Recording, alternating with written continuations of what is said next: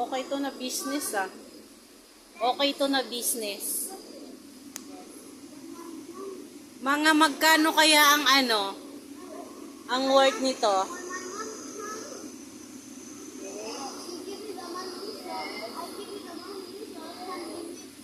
Oh ha?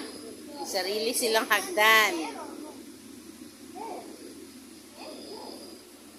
Pwede na kayo mag ng isang franchise na ganito.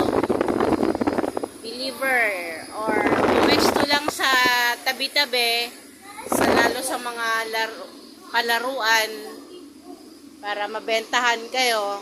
Char.